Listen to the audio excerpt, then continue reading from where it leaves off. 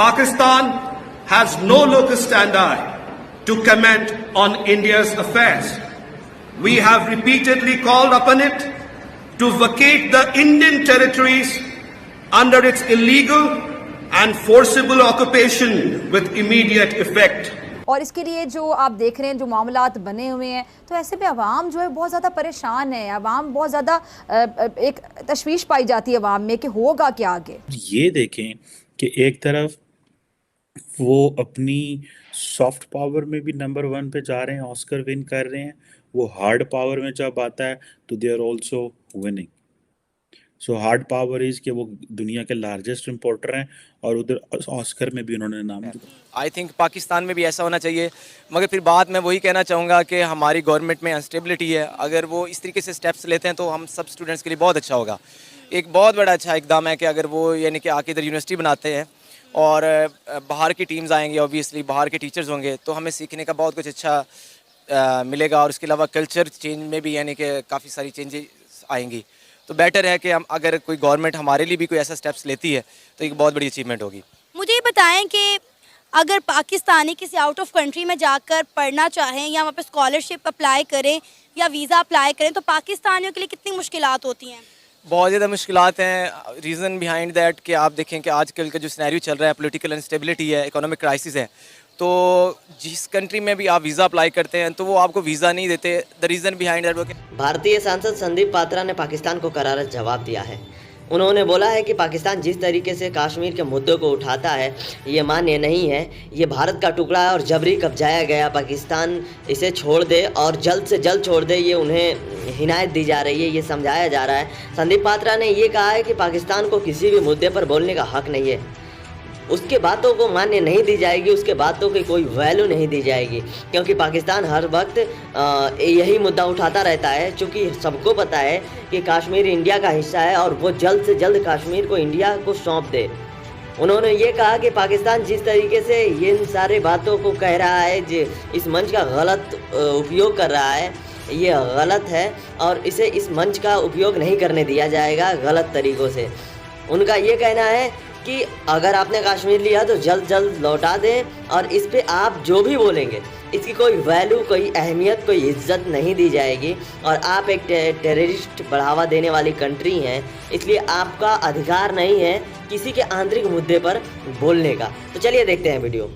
Terrorists and responsible for inflicting countless cross-border terrorist activities and attacks in Jammu and Kashmir is claiming to champion the cause of human rights.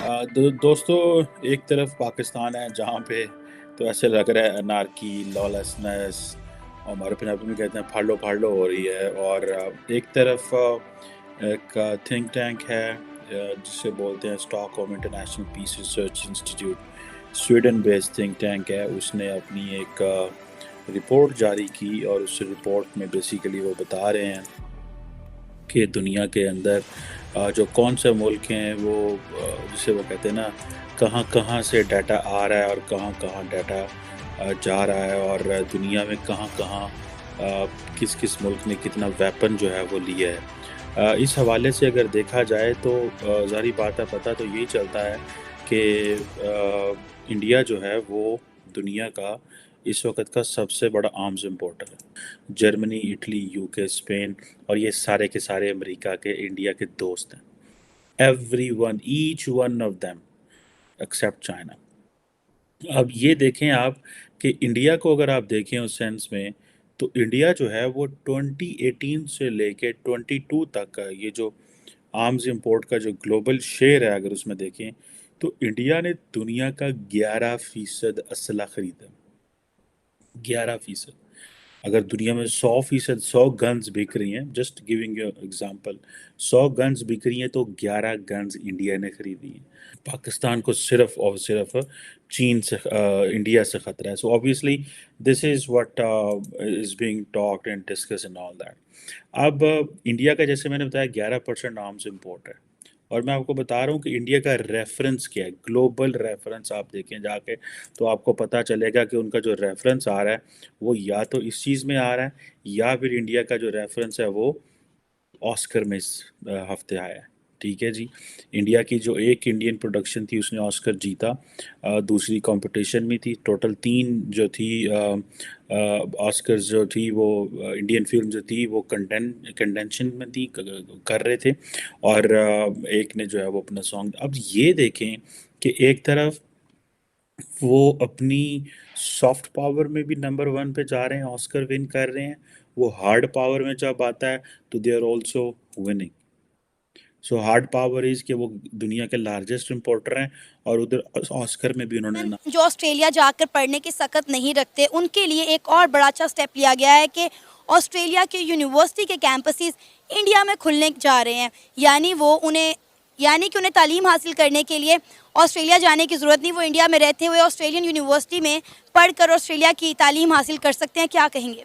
क्या कह सकता हूँ मैं तो पाकिस्तान के बारे में बता सकता हूँ। इंडिया के अपने, लेकिन इंडिया के हालात भी अच्छे हैं पाकिस्तान से एजुकेशन के हिसाब से, कि वो आईटी पे थोड़ी तवज्जो दे रहे हैं, अब कंप्यूटर बेस्ड एजुकेशन में थोड़ी तवज्जो दे रहे हैं। लेकिन पाकिस्तान में अभी तक वहीं एमबीबीएस और लोग जो हैं एमबीबीएस और इंजीनियरिंग से बाहर नहीं निकल रहे।